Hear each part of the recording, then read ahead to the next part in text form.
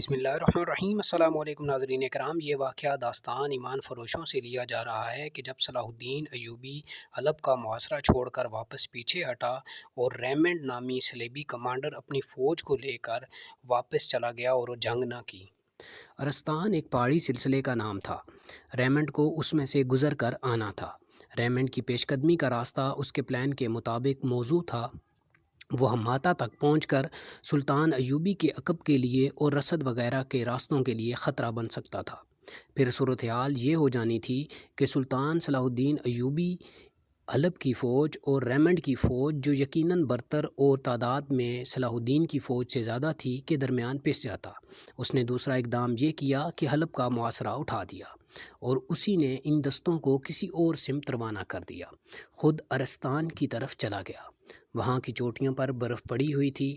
Raymond خوش تھا کہ اس موسم میں سلطان صلاح الدین ایوبی کے صحرائی سپاہی اس کے یورپی اور اسی علاقے کے رہنے والی عیسائی سپاہیوں سے نہیں لڑ سکیں گے۔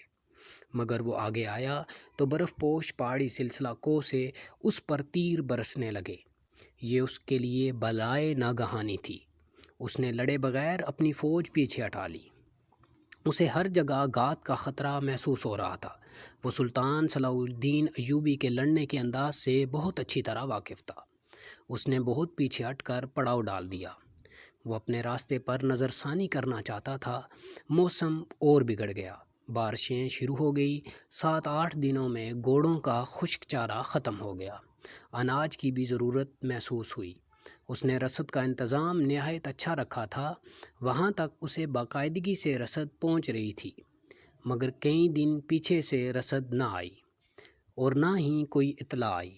اس نے قاصد بھیجا جو واپس آ گیا اور پیغام لایا کہ سلطان صلاح الدین ایوبی کی فوج نے رسد کا راستہ روک رکھا ہے۔ ریمنڈ بہت حیران ہوا کہ سلطان ایوبی اتنی جلدی کیسے پہنچ گیا۔ اس نے اپنے 2 افسروں کو پیچھے کا جائزہ لینے کے لیے بھیجا۔ یہ 2 افسر 3-4 روز بعد واپس آئے۔ انہوں نے تصدیق کی کہ سلطان صلاح الدین ایوبی نے رسد کا راستہ روک لیا ہے اور یہ بھی کہ اس نے حلب کا محاصرہ اٹھا لیا ہے۔ اس کا مطلب یہ ہے کہ ہمارا فرض ادا ہو گیا ہے۔ ریمنڈ نے کہا، فوج کو واپس ترپولی لے چلو۔ یہ اطلاع سلطان صلاح الدین ایوبی کے لیے حیران کن تھی کہ ریمنڈ لڑے بغیر فوج واپس کوچ کیوں کر گیا ہے۔ ریمنڈ نے واپسی کا جو راستہ اختیار کیا تھا وہ دشوار گزار تھا، لیکن وہ اس راستے سے نہیں جانا چاہتا تھا جس سے آیا تھا۔ وہ سلطان صلاح الدین ایوبی سے لڑنے کا ارادہ ترک کر چکا تھا۔ یورپی مورخوں نے لکھا ہے کہ وہ لڑنا نہیں چاہتا تھا، لیکن حقیقت یہ تھی کہ سلطان صلاح الدین ایوبی نے اسے لڑنے کی پوزیشن میں نہیں رہنے دیا تھا۔ وہ اسی سے گھبرا گیا تھا کہ مسلمان فوج اتنی سردی میں ایسی خوبی سے لڑ رہی ہے جیسے صحرا میں لڑتی ہے۔ دوسری وجہ یہ تھی کہ سلطان صلاح الدین ایوبی اس کے عقب میں اور رسد کے راستے میں جا بیٹھا تھا۔ تیسری اور سب سے بڑی وجہ کچھ اور تھی جس کا انکشاف بعد میں ہوا۔ وہ دراصل الصالح اور اس کے امراء کو دھوکہ دے کر چلا گیا تھا۔ اس نے بے بہا خزانے کی شکل میں اجرت لے لی تھی۔ اسے اب لڑنے کی ضرورت نہیں تھی کیونکہ اس کا یہ مقصد، جو صلیبیوں کا بنیادی مقصد تھا، پورا ہو چکا تھا کہ مسلمان آپس میں ہی ایک دوسرے سے ٹکرا جائیں۔ صلیبی مسلمان قوم کو فوج کو 2 حصوں میں کاٹ چکے تھے۔ ان دونوں حصوں میں جنگ شروع ہو چکی تھی۔ اس کی نیت کا پتہ اس وقت چلا جب ترپولی سے اس کا ایلچی الصالح کے نام یہ پیغام لے کر آیا کہ میں نے وعدہ کیا تھا کہ صلاح الدین ایوبی نے آپ کو محاصرے میں لیا تو میں محاصرہ توڑ دوں گا۔ مجھے جو ہی اطلاع ملی کہ صلاح الدین ایوبی نے حملہ کر دیا ہے، میں فوج لے کر آپ کی مدد کو آ گیا۔ صلاح الدین ایوبی نے فوراً حلب کا محاصرہ اٹھا لیا۔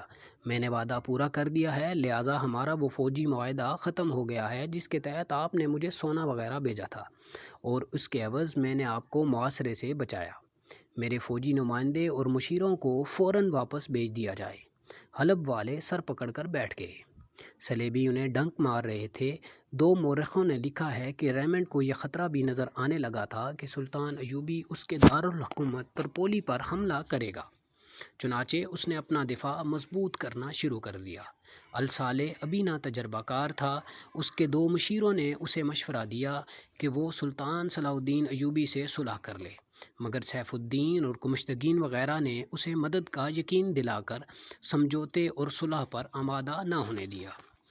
انہی میں سے کسی اور نے اسے بتایا کہ صلاح الدین ایوبی چند روز کا مہمان ہے، 9 فدائی آ چکے ہیں، وہ مذہبی پیشواؤں اور صوفیوں کے بیروپ میں صلاح الدین ایوبی کے پاس یہ درخواست لے کر جا رہے ہیں کہ وہ آپس میں نہ لڑیں اور صلح کر لیں۔ سلطان ایوبی ان کے احترام کے لیے انہیں اپنے پاس بٹھائے گا، اکیلے ان کی بات سنے گا اور فدائی اسے نہایت اطمینان سے قتل کر کے نکل جائیں گے۔ انہوں نے الصالح کو یہ خبر سنا کر جھانسا نہیں دیا تھا۔ جس وقت سلطان صلاح الدین ایوبی ارستان کے سلسلہ کو میں بیٹھا اپنے اگلے حملے کا پلان بنا رہا تھا تو پیشہ ور فدائی قاتل یہ سوچ رہے تھے کہ اسے کہاں قتل کیا جائے۔ آپ کو ہمارا یہ واقعہ کیسا لگا ہمیں کمنٹ سیکشن میں ضرور بتائیے گا۔ ملتے ہیں اگلی ویڈیو میں، تب تک کے لیے اپنا بہت سارا خیال رکھیے گا۔ اللہ حافظ۔